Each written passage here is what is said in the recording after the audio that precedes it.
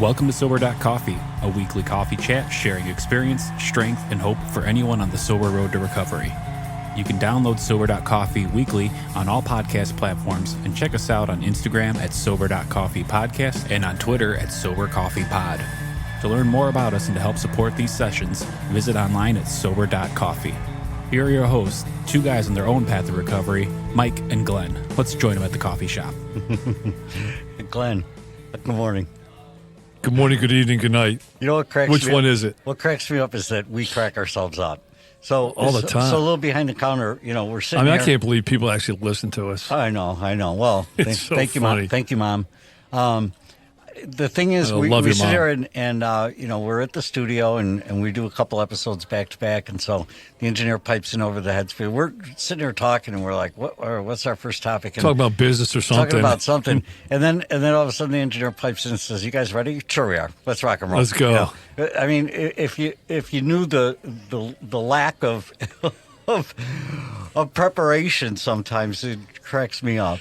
So part of that was the whole genesis of the coffee shop. Right. I mean, we have had coffees before, and some of the best. Yeah, you don't bring a PowerPoint to a coffee shop. No, well, I do once in a while, Well, but yeah, okay. That's not fun. But I mean, it's just crazy, and that was kind of the whole genesis. Yeah. I think we've done over 100 episodes, right? And a year and a half plus or whatever, and I think we had one reason to edit, and I don't even think we edited it. Is when you said your last name. I'm like, oh, my bad. Bring that back. Yeah, so much for the anonymous part. Yeah, but I don't even think we cleaned that up. I don't think we did either. And you know what?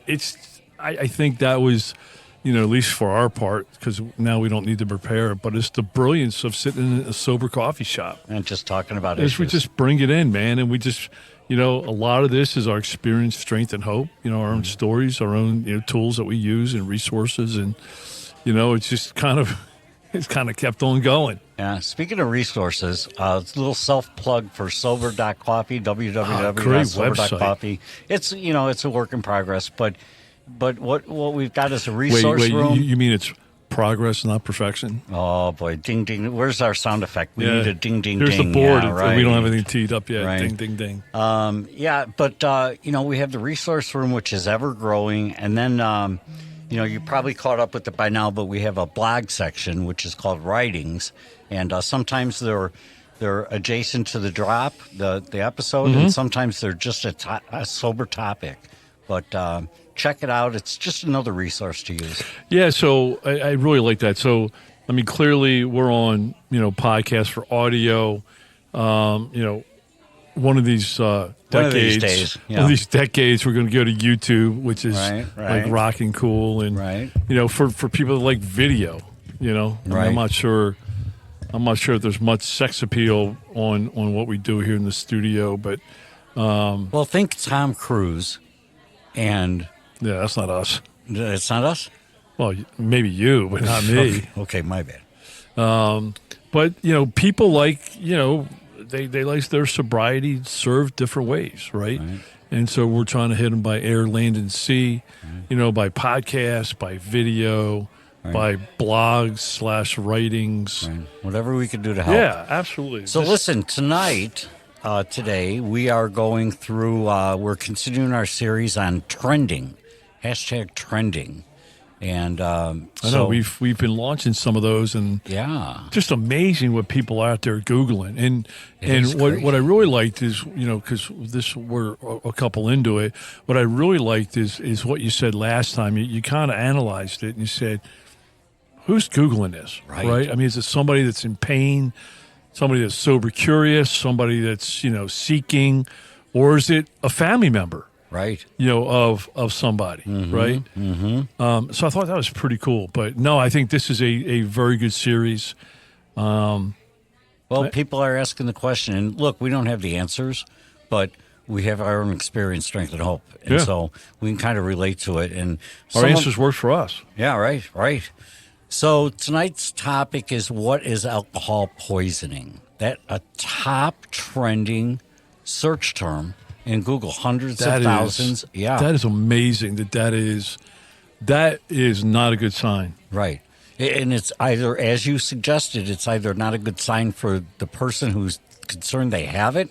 Or it could be somebody's acting weird in my house. That's right. Somebody's unconscious. What's alcohol poisoning? Right. And I found some great resources we could talk about in a couple of minutes. But, well, I did notice you have 17 pages of notes. Well, they're not handwritten. They're copy and paste. So, no, I just found some good resources online. I found WebMD was a great one. Well, I'll post these in the resource room, but just some really good stuff. But before we jump in, if somebody saw the headline for this podcast and thinks they have alcohol poisoning, I'm gonna go right to the end of the story. Call 911. Yeah, totally. It's a dangerous thing. It is not something to mess around with. So let's start with this. Have you ever had alcohol poisoning? Never treated, and I was never in the hospital.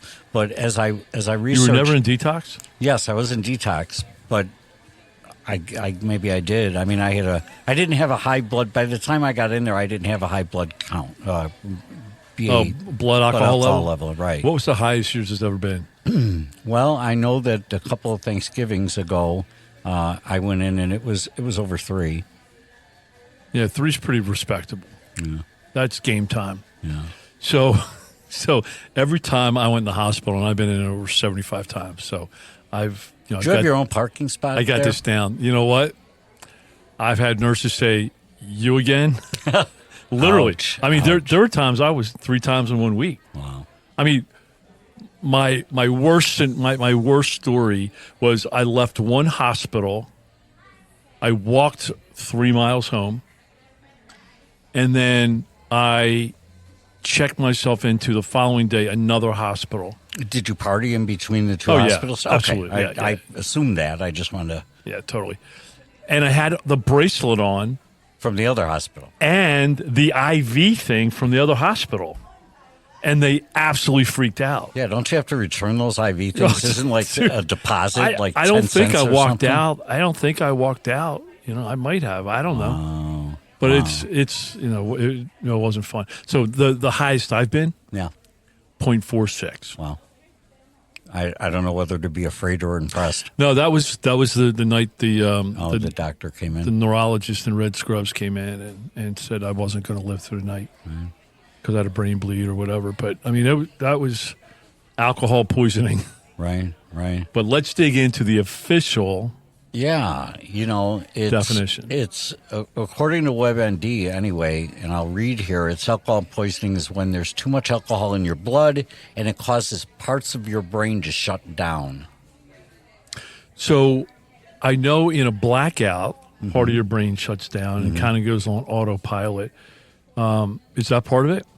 You bring up a good point, and certainly something I can relate to. I mean, I can't tell you how many mornings I didn't know what happened the night before from 4 o'clock on. Did I have alcohol poisoning? I certainly blacked out. That's a great question. We'll have to dig into that a little bit. Some of the signs though for alcohol poisoning are things like you smell like alcohol. Now, I've been accused of that. So did I have alcohol poisoning at those times? Man, you reek. I mean, you're so... No, so when it's coming through your breath or coming through your body? Through your body, yeah. Yeah, that's. Yeah. And confusion and slurred speech. Guilty. Which is like first 5 minutes. Right. Nah, 10, yeah. Poor coordination or stumbling, and damp and clammy skin. Those are some of the onset symptoms to look for. But look, alcohol is a depressant, and that means that it's affecting. And I'm no neurologist here, but your brain, your nervous system. I mean, and what I read on WebMD was that it slows down your breathing, your heart rate, and other important tasks your body does. I mean, that's layman's terms. It just it puts your body into shutdown mode.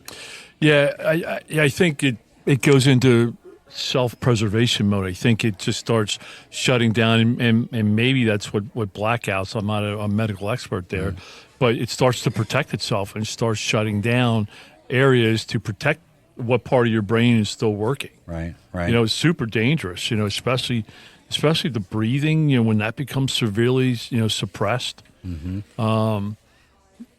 know, and it becomes hard to breathe, and then, you know, it leads to unconsciousness. I mean, with alcohol poisoning, you can become unconscious. Right. And then who knows what happens. Yeah. I mean, I've had friends, close friends and family members who have been hospitalized because of alcohol poisoning. And it wasn't a pleasant experience. And the doctors were quite alarmed because so many things could go off the rail. So, yeah, it's you know, I've been there. You know, I mean, there's not a blood test that says, well, you're having all these functions. I mean, I had not a stroke, but seizures one night. I mean, my left arm was doing just absolute wacky things, and you know, because I had so much alcohol in me, you know, and but what I do know is, you know, I think binge drinking, right? People say, wow, I don't drink every single night. Well, but I drink once or twice a week, and when I do, I really go crazy. I think binge drinking is one of the drivers of alcohol poisoning because you're just putting so much in such a short period of time. I obviously have not died, but I know people who have that were not day drinkers. They weren't chronic drinkers. They were binge drinkers. I know 3 people that were close to me that died. They just died of drinking. Yeah, and that's I would assume that's because they have alcohol poisoning to the extent where their mind and body, their brain and their body started just shutting down. Right. It just couldn't handle that much alcohol, couldn't process it. Right. So, I mean, alcohol's a poison. Yeah, right. Right? So, I mean, you know, in my mind, it's no different than rat poison. You know, and you sit there and you say, well, I'm just going to put this in. I'm going to put a lot of it in. You really can't be surprised. Right. You know, we're gonna, before we wrap up later on, we're gonna talk about things that you can look for, things that you can do if it's you, if it's somebody else. But as I'm listening to you, I'm asking, what's the point of us bringing this up? We're bringing it up because it's a trending topic, and we want to explore it because people are asking the question, and we want to be there for them. But you know, we're probably talking to 2 different audiences. We're probably talking to people that are a couple steps into the road to recovery, and maybe, you know, they're not need to be there. That's the audience we're talking to, right? So, you know, for those that are on the road to recovery, maybe have a couple days behind them, you know, I think that what we're trying to say is it's still out there. And because I love this term, I just heard it the other day, we're in the business. And I looked at this guy, we're in the rooms of AA, and I said, we're in the business. Because I've never heard AA referred to as a business. Yeah, we're in the business of helping people stay sober. And I said, okay, I get it. And I guess my point is that if we're talking to people that are on the road to recovery, they're most likely helping other alcoholics. So I like hitting this topic because it gives them, you know, and if they don't get all the answers about what alcohol poisoning does, how it relates to being an alcoholic and the disease, quote unquote, of alcoholics, you know, at least it gives them a starting point to go and find out more. So when they're helping that next struggling alcoholic, or somebody comes to them and says, hey, I know you're recovering and, you know, you're sober, I need your answers. I think that's that's for that audience. For the seeker, I think, you know, we just want to continue to throw the light on the fact that this is life and death. If you've got it, if it's out of control for you, if you're daily drinking, you're consuming a lot, you're binge drinking, whatever it is, you got to pay attention to it. Yeah, so, you know, a couple things that I just jotted down while I was listening to you. That was some great stuff. One is, you know, and I think, you know, we really believe that somewhere out there's a line that's crossed, you know, that you go from having a social cocktail to being a problem drinker, an alcoholic, you know, on your way to alcohol poisoning. Mm-hmm. And I think what we know from amassing all of our stories, it never gets better. No. Every time you take more drinks, it just gets worse. Right. It's progressive. There's absolutely no doubt it's about absolutely it. Progressive. So if somebody says, well, I binge drank this weekend and I felt weird, I wonder if that's, I wonder if that's alcohol poisoning. I threw up 5 times in a row. I wonder if that's alcohol poisoning, right? And they're out there Googling that, right? What I can say is somewhere there's a line.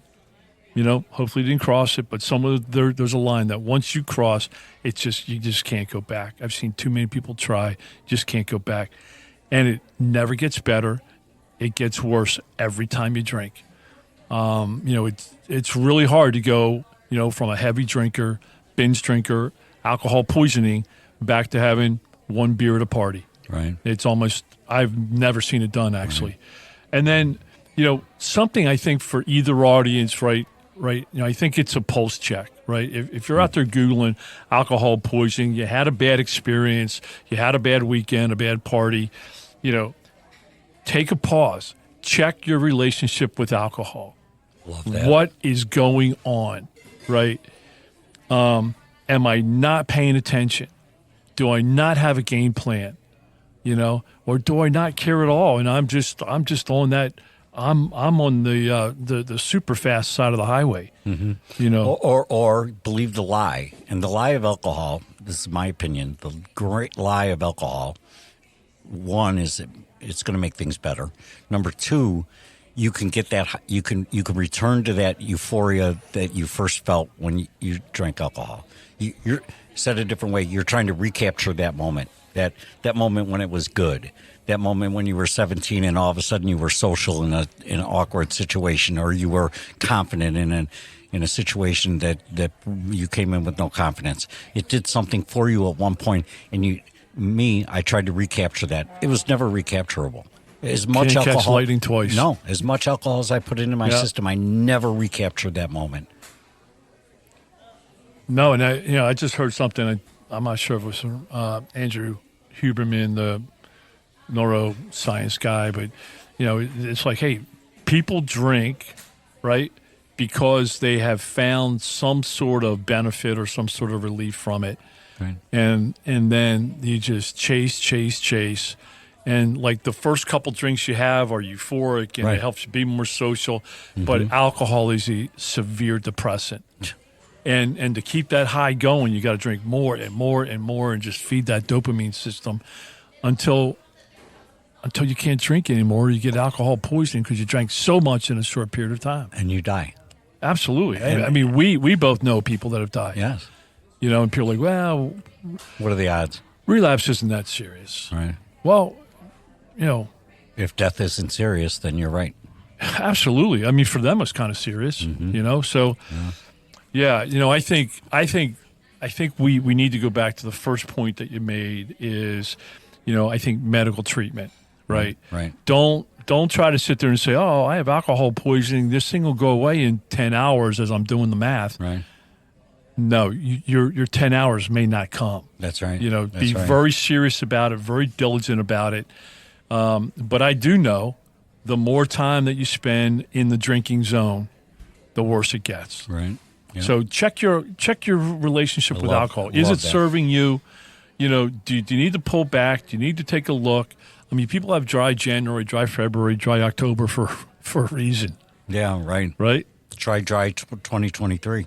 Nah, totally. Okay, so I got some practical things to take a look for. Love if you think practicality. someone has alcohol poisoning, take these steps. Call 911 right away. Don't leave the person alone. Try to keep them awake and sitting upright. Have them sip water if they're awake. Cover them with a warm blanket.